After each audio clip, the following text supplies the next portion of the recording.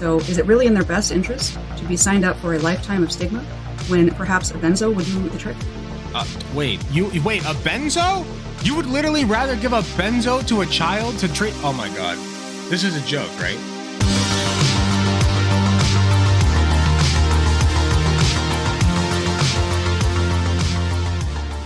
So some people may remember the little debate that I had with a girl named Exulansic. Exulansic is a bit of a cringe lord. She's a detransitioner, but that's not why she's a cringe lord, all right? We love our detransitioners as long as they are not cringe, right? And what makes you cringe is when you're transphobic. So the cringe part is not necessarily detransitioning. It's the weaponization of that detransitioning to be transphobic. Kind of like what we talked about in the Blair White segment, right? Being trans was not the cringe part. It's weaponizing that against trans people, much like detransitioners sometimes do. I'm not saying it's all of them or even most of them, but it is a vocal minority of them, okay?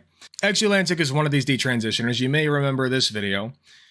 This debate broke my brain, insufferable TERF's trans conspiracy theory, right? It's right now, real quick, I want to pull up my channel analytics on that video and show you guys something interesting that happened recently on the analytics, okay? So you guys can see here, this is the view analytics for that video, right? You see it's got a big spike here, and this is when I initially updated it, and I got 215 views, very good stuff. And then it went down and down and down as it does. Wait, what's this? It went back up, 42 views today on January 9th. Or sorry, that's yesterday on January 8th. Now, why is that? Why did it suddenly spike yesterday? Well, that spike just happened to coincide with a lot of dumbass comments, such as this one that this guy left. In reply to this, sweetie, really? Is that how you treat your female guests? Gross. Stop telling on yourself. Please reflect if you're capable. This is in response to me calling her sweetie. Oh, sorry, you can't see it. Hold on. So you got that. And I said, I'll say whatever I want regardless of who it triggers, sweetie, right? And this is the highlighted comment, which is not visible to everybody, but it is to me. And it says, Matt Walsh is more financially, mentally, and reproductively stable than you will ever be. Look at you. You sound like a broken individual. Wah, I need to make sure children get lobotomized because I'm the man, and I'm going to make my trans partner cream their pants for my advocacy. Yeah, dead career. Next. Man, he got me, dude. He got me. Dude, he fucking got me. He owned me. Am I right? I think he owned me. But in all seriousness, we had a lot of brain-dead comments like that. Very cringe, brain-dead comments. Now, what happened? Why did this suddenly happen yesterday? Well, it turns out, Exulansic, who, it so happens, by the way, Exulansic is banned on YouTube. Not once, but twice. Twice banned, I believe. Okay, now I could be wrong about that, but she's at least banned once. On December 10th, 2022, she got banned. Isle of X got banned from YouTube. No, it was twice. She writes, Leave Francis, the free speech defending quote-unquote totally normal person, has perhaps made good on his threat to have my channel shut down in the name of improving the marketing image of transness by erasing everyone's access to a written record of our dissent, parentheses, comments he disagreed with, close parentheses. This was his stated intention and justification, and here we are. Isle of X has been removed from YouTube, once again erasing an unimaginable number of hours dedicated work on my part and on the part of commenters contributing their stories and insights in the comments. Once again, people looking for information about these surgeries may come up empty-handed, not knowing their media is being censored. Was it all worth it? Well, in the 6 months the channel was up, it was viewed over 1 million times. By the way, it was viewed over 1 million times, and people were still telling me I was platforming this bitch, okay? That's crazy. All right, she has a much larger platform than I do. It's still not like huge, but it's bigger than mine. So let's make that clear. But I digress. She's banned twice from YouTube for hateful content, right? Which is crazy when you think about it, because you got people like Steven Crowder and Matt Walsh up still. So, I guess if you're going off of that, she should still be on YouTube. But the fewer transphobes there are, the less I will complain, okay? I'm not complaining about this one bit. So I'm talking about her being banned from YouTube because she nonetheless managed to upload a reaction video to our debate. Exulansic reacts to the debate I had with Alec Gunter. Are puberty blockers more effective than an equally elaborate placebo? Part 1. Oh, this is only part 1. Excellent. So we'll have more parts to look forward to. All right. So this is Exulansic, part one. Exulansic reacts to Exulansic versus Alec Gunter debate. All right. Now, where did she upload this? Well, she uploaded it to a little website called Rumble, which if you haven't heard of that, that's where all the YouTube rejects go. So she has joined the pile of YouTube rejects, gone to Rumble, and this is her reaction to our debate. I would like to take a look and see what she has to say about it. So let's just jump right into it and see what's going on with this. Hey everyone, I'm going to be responding to the debate I had with Punished AG, and since I'm apparently the TERF girlfriend, that's me. I decided to get a bit dolled up for this one. By the way, I only posted this as bait to get people to watch. So we're going to be looking over this debate, and I'm going to be adding some context I think is relevant. I'm going to be pointing out logical fallacies employed to create the appearance of an argument. And by the way, if this is dull or lackluster, I'm not going to watch the whole thing. If by like 5 or 10 minutes in, I'm not interested, then we're just going to, she's probably already made all these arguments already. So we'll see how this goes. I'm also going to be critiquing myself because I'm always trying to improve. With that being said, please enjoy. So am I. The subject of the debate was puberty blockers and whether they should be given to minors for the purposes of gender dysphoria. She looks like an old sack of shit. Stop. I'm not. Stop. I'm not going to comment on her look. Stop. So was there anything, before I keep rambling, was there anything specifically that you were hoping to talk about tonight? So my impression was that we were going to talk about puberty blockers, and I know we've been talking about placebo. By the way, I got so many negative comments about the fact that I was playing a video game, and I guarantee you that they would not have said a thing if it, like, I bet that Exulansic was the one who said shit about it, right? I bet she's the one who comments like, he shouldn't have been playing a game. That was rude of him. Cope and Seath. Effect and research into that. I just had an interview with Shapeshifter yesterday too. Also, it was the first time we interacted interpersonally. Shapeshifter does love those interviews. Okay, yeah, we can talk about puberty blockers. I know we were going over like the data and stuff. So, I remember we were having a bit of a disagreement in the thread about the data on it. Now, as far as I can tell, the data we have on it and the data that tends to be like broadly accepted by like almost every medical organization in the country, at least in the U.S., is that puberty blockers lead to good outcomes. So, I am personally of the opinion until we have evidence that indicates otherwise, it seems to be the smart move to go ahead and continue using puberty blockers. So this would be the logical fallacy of appeal to tradition. The argument is that... What? How is that appeal to tradition? Hold on. Let's let her explain. Because we've done it in the past, we should keep doing it. That's not a good reason to keep using a particular medication. It's not a lot. If something is good, you keep doing it. If something yields good outcomes, you keep doing it. That's the argument I made. That is preposterously stupid what she just said. Appeal to tradition. My ass, dude. Appeal to the tradition of me fucking your mom, Exulansic. The reason why it's ethical to use a medication for this purpose. The fact that you jumped the gun and started doing it before you had good evidence is not a reason you should be allowed to do it. That's funny. Got it. I disagree that we have compelling evidence that leads to good outcomes that exceed what you would expect from any other placebo intervention, and also that they're so profoundly disruptive to normal development in ways that we can't predict because we're experimenting on healthy children. When we do this, we're taking children who are medically healthy and then disrupting their development. That the negative outcomes are legion. Do you consider a child with anxiety and depression to be medically healthy?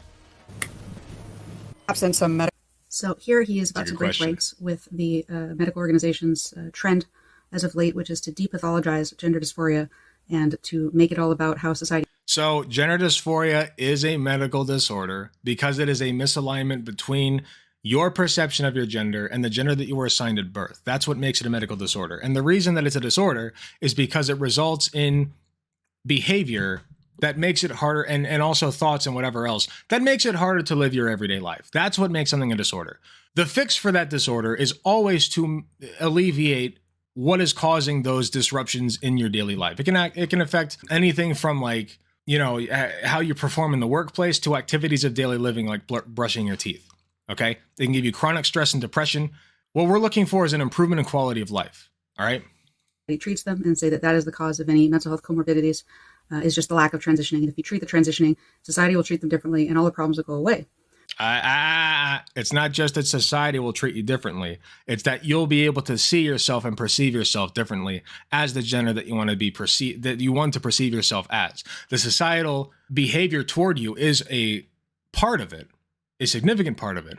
But first and foremost, you should be happy with how you look and how you perceive yourself. But here he's trying to say that they are actually have a medical pathology underlying the depression and the anxiety, and then presumably also the gender dysphoria. So how did we? Well, all three of those are disorders, okay? All three of those do lead to worse outcomes for people. Also, real quick, can you guys tell me if like my mic and the video audio are like matching up right now? It won't matter because I've split the audio tracks for recording, but I would like to know just for you guys' own comfort. If it sounds off, you can tell me. My mic might be a little bit quieter according to my output thing. We get to the conclusion that only these puberty blockers can treat their anxiety and depression. We have a lot of other treatments for anxiety and depression, a lot of other treatments, and we're talking about which we've tried on trans people, and none of them seem to work nearly as well as affirmation. Prepubescent kids. They have not been alive long enough to try the other treatments. And the other treatments will not permanently alter them in such a way as they'll be recognizable in a category that's supposedly very marginalized, supposedly at risk of being hate crime. The lip sync is off? Oh, like my video quality? Is that what you mean? Or do you mean for her? Crimed all the time. So is it really in their best interest to be signed up for a lifetime of stigma when perhaps a benzo would do the trick? Wait, a benzo? You would literally rather give a benzo to a child to treat? Oh my God. This is a joke, right? Do you understand? You want to talk about like a lifetime of medicalization. Do you know what a benzo addiction is? Okay. Jordan Peterson had a benzo addiction. He can tell you. All right. I was going to look up benzo addiction, but I'm sure you guys know, if you're not completely brain dead like she is, why that would be a bad idea. Yeah, exactly. My words exactly, Guitar Rocker. Reason for the anxiety and depression, yes. I disagree. Anxiety and depression are very real. I suppose, I don't know about disorder would be the right word, but the diseases of the brain, essentially, I guess. The lack of placebo-controlled, double-blind, randomized trials using perhaps even the active placebo of an antidepressant means that we actually can't say that antidepressants won't work. There's no evidence that they won't work. Yes, that require very real. I think there is evidence of that, actually, isn't there? All patients had a history of depressive symptoms with suicidal ideation as the key factor prompting admission. All patients were managed on psychotropic pharmacotherapy, and 3 out of the 5 patients were on pharmacotherapy related to gender transition. Anxiety, depression, and suicidal ideation were common comorbidities leading to psychiatric hospitalization of adolescent transgender patients in various stages of gender transitioning, in this case series. Okay, I'm not saying that those things will not help. They will. They're anxiolytics and antidepressants. They're doing their job, right? Decreasing anxiety and depression, right? I'm not saying that. What I am saying is those cannot be used alone, and we know that they cannot be used alone, okay? That's a bad thing to do for people with who have gender dysphoria. It doesn't work. I got benzos on prescription and they help, and in kids, this is a whole other subject. Yeah, you don't put fucking kids on benzos unless it's like absolutely necessary. In fact, let me look that up. Not in an incognito window. I'm not looking up porn right now. Later.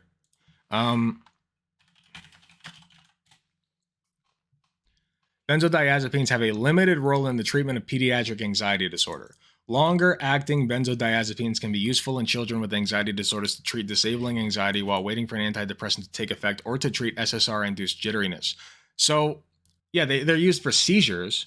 They're used for seizure disorders in kids. If a kid is having an anxiety disorder, you wouldn't jump to a benzo. All right? She wants to talk about, like, knowing what the fuck she's talking about. She doesn't. At best, it's used as like an adjunct to the therapy and only temporarily. Treatment with medication. And, for most people, we use stuff like SSRIs. But for people with gender dysphoria, if they've been diagnosed with it, we've found that puberty blockers like SSRIs simply won't work unless the other issues, such as like body dysphoria, are addressed. There's also case studies in literature of other gender dysphoric patients who were successfully treated with the successful treatment of a gender dysphoric patient with Pimozide. What is this? Hold on. What is Pimozide? This is from 2016 by K. Puri M.A. Objective. The case is reported of a gender dysphoric patient who responded successfully to pharmacotherapy with Pimozide. An adult male patient with a borderline learning disability presented with cross-dressing. No, this seems legit. This is fine. And a strong wish to undergo a sex change. Supportive psychotherapy and pharmacotherapy with Pimozide was tried. There was an excellent response to Pimozide, 2 milligrams daily, with a cessation of both cross-dressing and the wish for sex reassignment.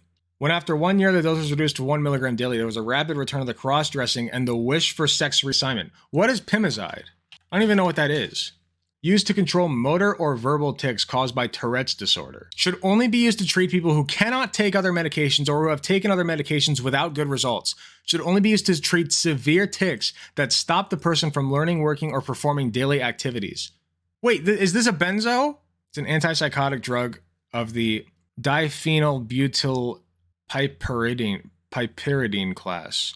It has a high potency compared to chlorpromazine. It is even more potent than haloperidol. It knocks you out. It just makes you doped up in high enough doses, at least. What's like the standard dose? Yeah, they're big time antipsychotics. Haloperidol is very rare. Like, it's really only prescribed for like people with Alzheimer's anymore. Like, there are some exceptions. If you have like severe autism disorder and like you have violent tendencies or like schizophrenic disorder, controls Tourette's but does not cure it. Sometimes used for schizophrenia, certain behavior, personality, movement, and psychiatric disorders in adults. Side effects: weakness, dizziness, dry mouth, increased saliva, diarrhea, constipation. We know all the regular ones.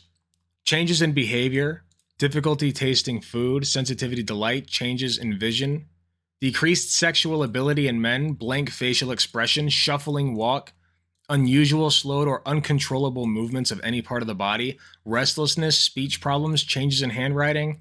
Some effects can be serious: muscle stiffness, falling, confusion, sweating, irregular heartbeat, neck cramps, tightness in throat, difficulty breathing or swallowing, tongue that sticks out of the mouth, fine worm-like tongue movements, uncontrollable rhythmic face, mouth, or jaw movements. Average dose, adult dose 2 to 12 milligrams. Okay, so they did have them on the minimum dose. May cause a life-threatening irregular heartbeat. No, it seems fine. This seems like a reasonable alternative. This is just one case study, it looks like. Yeah, this is just a case study. She's fucking using a case study. I don't even need to look these fucking people up, by the way. This is just a case study of them using a mentally altering substance to quote-unquote cure cross-dressing. Like, you know, wearing a dress if you're born male. Why? There's no need for that. Other medications. The idea that transitioning is the only treatment is predicated on a theory that it's some kind of like gender diabetes and the sex hormones are gender insulin. There's actually no physical reason, no physical correlate that tells us that only this will work. And she keeps saying fucking physical correlate. What do you mean a physical correlate? The physical correlate is puberty starts, physical changes begin to happen to the body, and then dysphoria sets in. Because body image is a very important facet to mental health. That's the physical correlate, quote unquote, whatever you want to call it, okay? Like there's plenty of evidence demonstrating that the way that you see your body impacts your mental health. Okay, so when you have body hair growing that you don't want, or tits growing that you don't want, or your dick's getting bigger and you don't want that, that's going to have a significant impact on your mental functioning. That's how that works. That's why we have binders for trans men. And they work to reduce dysphoria and improve mental functioning. There's a lot of evidence that other things will work, including evidence that sometimes gender dysphoria is secondary to other problems, secondary to other preoccupation related disorders like OCD, like autism, things like that. You can't say it's always primary. Okay, but even if it's secondary to that stuff, that does not change the outcome of the treatment. The treatment's the treatment, and it's still a better treatment than any other that we've tried. No evidence of that. So that's why we have puberty blockers and, testosterone and estrogen for later on, et cetera, et cetera. So in your position is that we're giving this as an anxiety drug, as a antidepressant, but we're giving it to kids who are 11 years old. So we haven't actually tried other interventions to see whether the gender dysphoria is actually perhaps secondary to a treatable cause of depression. We're not giving it as a cure. You're taking it for granted that if they think that they would be happier as the other sex, that therefore we have to get rid of that in order for the depression to alleviate. Perhaps if you treat the depression, they will stop being preoccupied with being the other sex, and then they won't care. Right, but we have tried that, right? No, we haven't tried it. What? Like we've tried the SSRIs and the anti-anxiety and the anxiolytics. We tried that all before there were ever puberty blockers, dog. Like before we ever used puberty blockers for trans treatments, okay? Like there's old people now who have gone their entire lives knowing that they should be the other sex, and they just dealt with it. and they're depressed and they're anxious, and they feel like they can't come out now because it would alter everything in their lives. All right. And I don't think that anything was given if they to had Jazz these Jennings treatments, prior to puberty blockers. they wouldn't have to go through that problem. Well, if they He had didn't been even have a diagnosed with psychiatric diagnosis. if He they didn't had a even have a diagnosis, psychiatric diagnosis. if they had a before the puberty diagnosis blockers. with gender dysphoria, then I suppose it would make sense the next line of treatment would be to treat the gender dysphoria, right?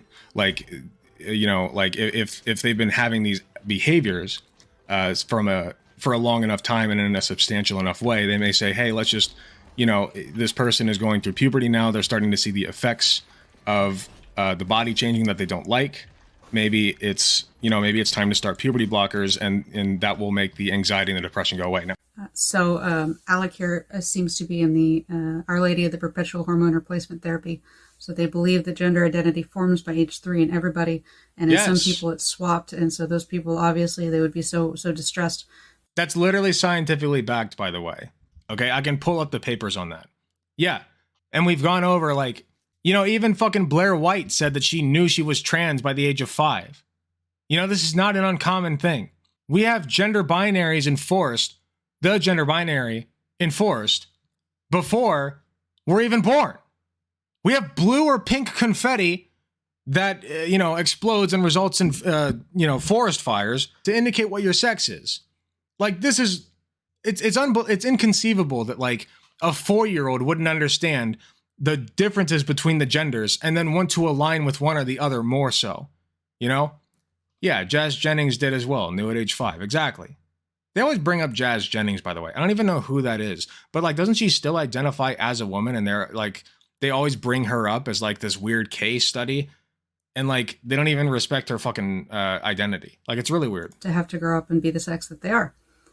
This is a very different take than the non-binitarians, the Church of the Non-Binaries, as I also call it, where they believe that a person can suddenly, just realize that they have a gender deity, or maybe their gender deity changes from day to day or hour to hour, but either way, you shouldn't stand between them and puberty. What?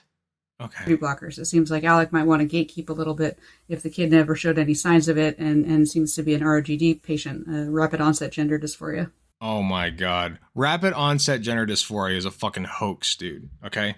It's so deceptively edited. Yeah, no, it's awful. Yeah, it's just cherry picked. This is why I upload everything entirely unedited. Okay, not everything. This is why I upload debates entirely unedited, so that there's no qualms, no, people can't point and say, you edited this way or edited this that way. You keep in all the bad shit with the good shit. And for what it's worth, I am proud of how I did in that debate. Okay, and she's cherry picking, sure, but also what she's cherry picking is not even a bad look for me. It's really not. She thinks it is, and it's not. I don't know the person you're referring to, but I assume Jennings is I Am Jazz, the star of I Am Jazz, and so he's been on TV, and he was put on puberty blockers at 11. It was had an interview with Barbara Walters around that time when he had the implant put in. Immediately had new onset of severe psychiatric issues, which their position now is that the psychiatric issues are unrelated to the gender dysphoria. And then subsequently was given estrogen and progesterone, and the progesterone also they decided caused severe issues. It's only worth so debating them to show how stupid they are. And then he was given a vaginoplasty at 17, which failed, and then he was given 2 additional vaginoplasties. Okay, so does this person still identify as a woman?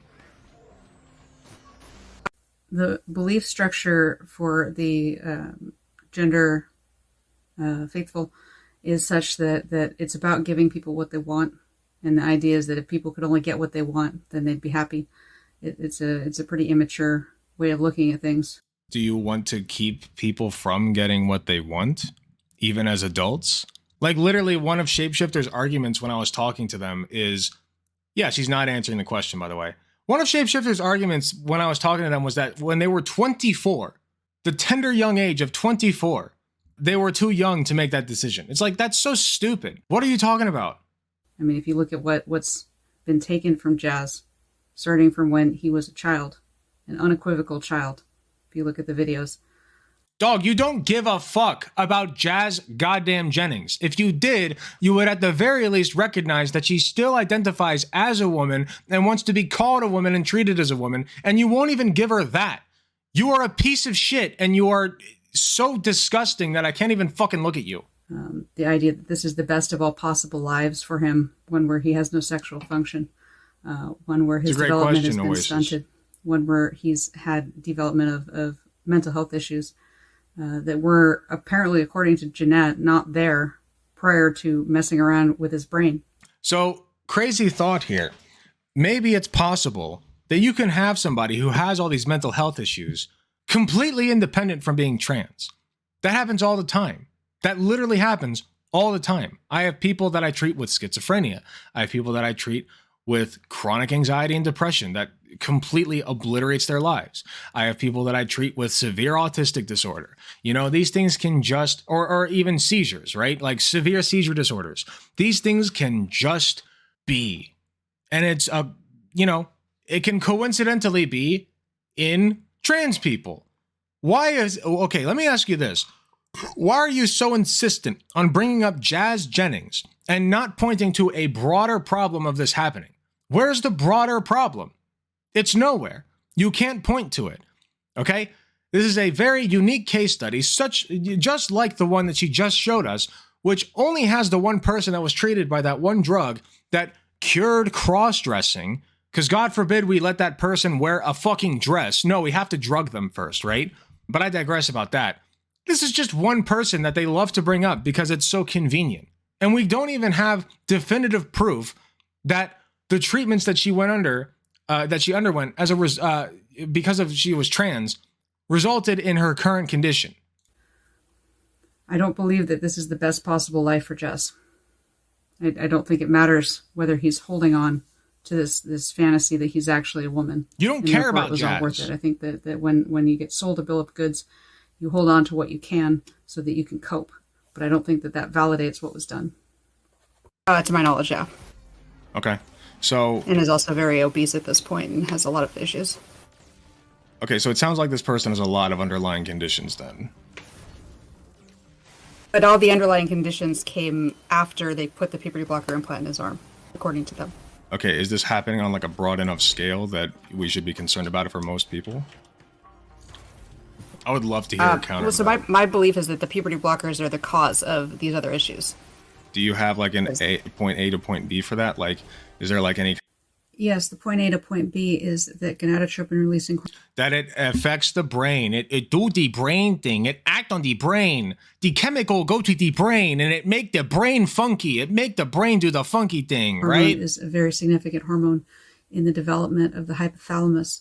And we know... She couldn't answer the question, by the way. No, there's not a broader problem with this happening with most people who take puberty blockers. You cannot point to that. It doesn't exist. From a genetic disorder called Prader-Willi syndrome, that when the gonadotropin-releasing hormone signaling is disrupted due to a genetic problem, or in some cases due to... I like how she couldn't answer you in the live debate, but cuts away to it now. I'm more than happy.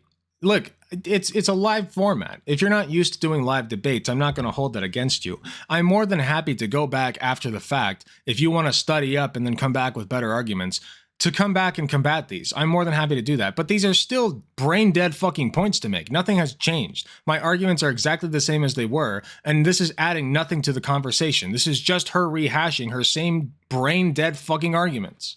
Brain damage, you can have an acquired form of it.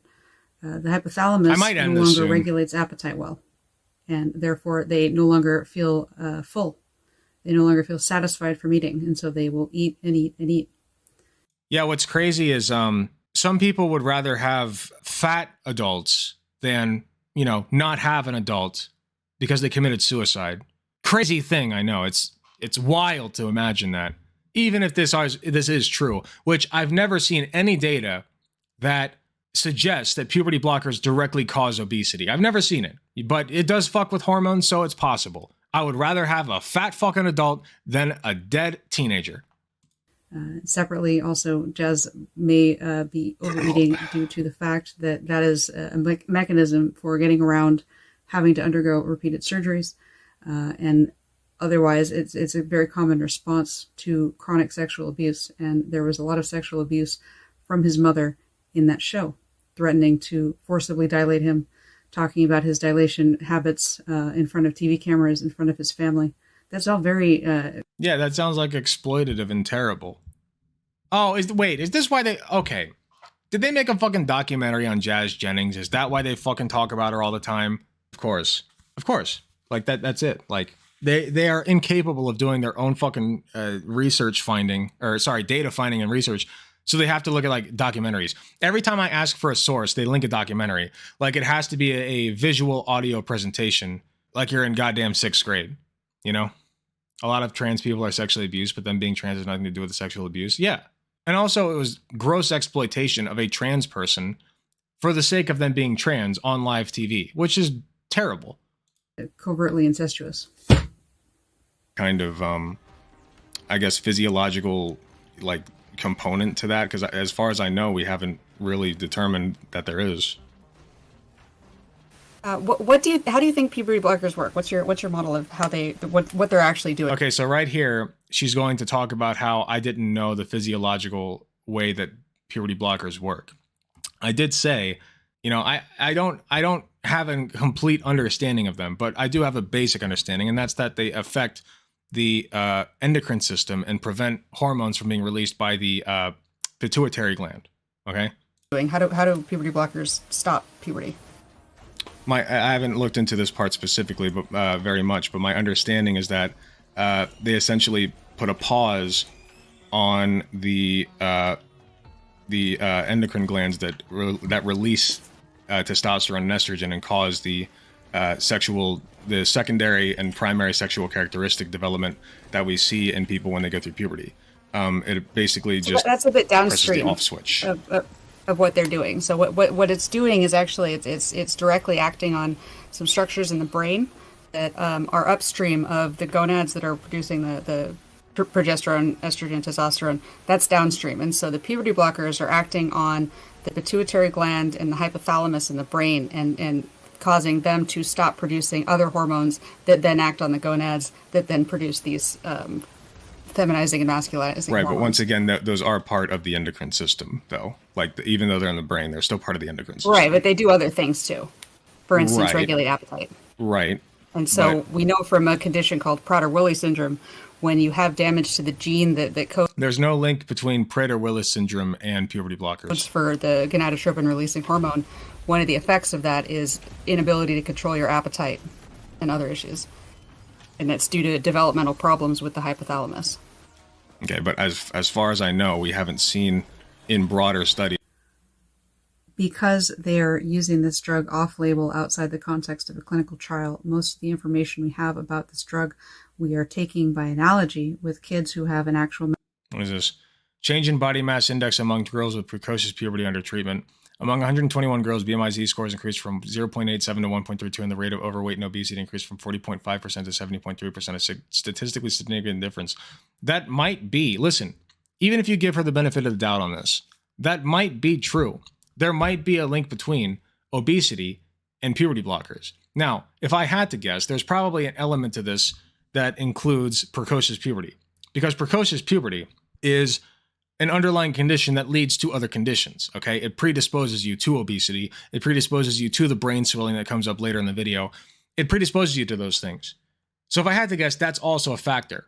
But even if you were to take her at her word here and say that, yeah, puberty blockers caused this increase in BMI, even if you were to take that into consideration, you know, that still might be better than the alternative of, like, dying, right? So just saying. medical condition called central precocious puberty, which is where the brain turns on puberty all on its own earlier than expected.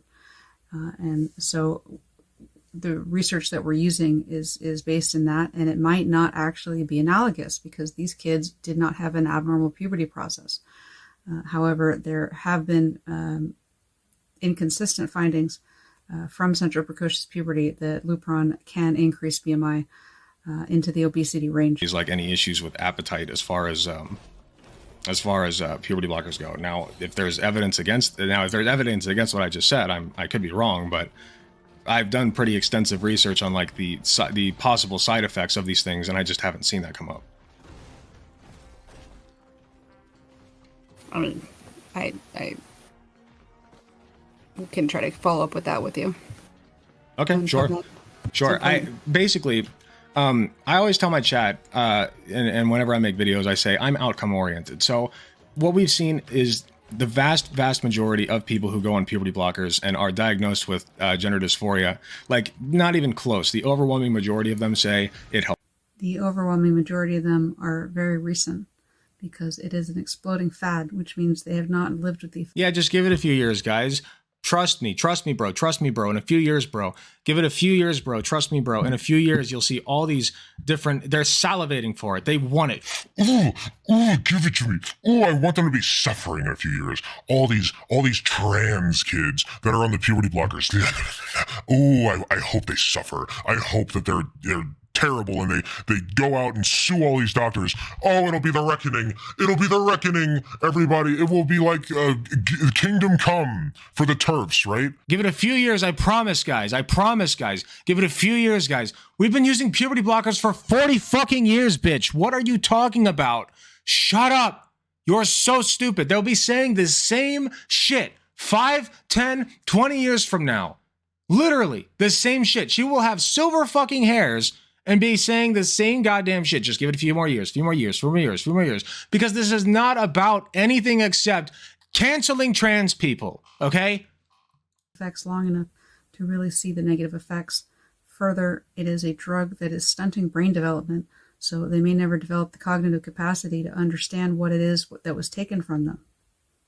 They may never actually be able to see it. What? In the similar way as a lobotomy patient may never be able to articulate what it is they don't have the capacity to do.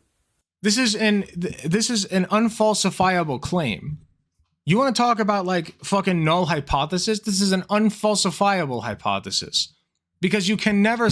What do you mean we are taking from them something that they like never... Like, basically there's no winning here. It's damned if you do, damned if you don't, right? Like if you don't give them the puberty blockers and... You know, later on in their life, they decide that they actually are trans and they want to start transitioning. And God, they wish they'd been on the puberty blockers. Well, sweetie, you know, that's just like how life works, right? But if they do take the puberty blockers and later on they're happy, healthy trans people, right? And they're like, God, I'm so glad I took the puberty blockers. Well, I mean, then, you know, they don't really know what they're missing, right? They can't know that their life wouldn't have been better. It's unfalsifiable. It's unfalsifiable. They do this on purpose because they think they're backing us into a corner with this, but they're not. It's just a stupid claim to make. It might be something that only the people around them are able to notice, and that might be devastating for them in 20 years. Totally. So I really don't understand why we would take this treatment away from all these people that it's helping because like a couple of people like had you know, some issues with them. You know, and that's an unfortunate reality that is going to happen with almost every single treatment, every single medication that exists. Can you point to some of these studies that are not based on self-reports, but actually have objective outcome measures in terms of the weight? So notice she said, can you point to some of these studies? And I paused the game and I'm ready to pull up the studies. And then she adds on that are not based on self-reports. Tell me how you are able to understand whether a treatment is satisfactory for a person in an objective capacity. It has to be a subjective analysis. You have to ask the person, hey, how do you feel this treatment was for you? And the person will tell you. That's what subjectivity is. And this comes up later. And she tries to give me this brain dead argument. Once again, brain dead is my favorite word right now for reasons. And she tries to give me this argument of like, pain is not subjective. Yeah, it is. I cannot feel your pain. And she's like, well, then why do people literally pass out from pain? Subjective does not mean fake. The pain is obviously there. Yes, you feel the pain, okay? That's what I'm trying to tell you. I cannot feel the pain that's there any more than I can feel the dysphoria that a trans person feels. It is entirely subjective. They have to tell you that shit, okay? I'm sure one day we'll be able to take a look at the neurons firing in the brain and say, yeah, this person's trans before they're even 1 year old, okay? Maybe one day it will happen. I don't know. But until that point, we have to take them at their word, and that largely has been working. You're citing? So my point in saying that was I paused the video because she said that, and then as soon as she said subjective, I just go back to like in a non-subjective way. I just go back to playing my game. It's not worth engaging. You say that don't have subjective measures. What do you mean? So the ones that I've looked at, they tend to be based on self-reports. Right. And that's inherently unreliable. Can you tell me how else you would determine whether somebody is satisfied with a treatment? I don't think satisfaction with the treatment is the best measure of whether the treatment has been effective when we're talking about, because you said that this is having it's a physical illness. It's part physical, part mental. It's a misalignment of, it's dysphoria. It's basically a misalignment of what your body is and what you want your body to be. You said that it was a product of anxiety and depression, and that those were medical conditions, and as opposed to a psychological situation. I never said that gender dysphoria results from anxiety and depression. So earlier in the conversation, he had brought up anxiety and depression. Yes, I brought it up. I did not say that it develops from anxiety and depression. A reason why people with gender dysphoria are not medically healthy. Yes. So now he's saying that the anxiety and depression comment was something that is known in logic as a red herring. It was an irrelevant distraction. No. The dysphoria causes anxiety and depression. All of that lines up. Are you stupid? This person has rocks in their brains. I please, somebody give them something to help their brainstones flush out from their cerebral spinal fluid. This is insufferable. I can take almost no more of this. I will look at exactly one more of her argument, and then I'm done. I can't do this anymore. And if I did say that, I take it back. I apologize, I misspoke. But no, generally from what we've seen is that happens the other way around. That the dysphoria happens first, and then the anxiety and depression come like after that. Because of the dysphoria. How would you know that? How would you know that? Well, generally, you do a history, like when you're assessing somebody, you do like a subjective history, right? So they'll tell you like, okay, this, and that thing happened.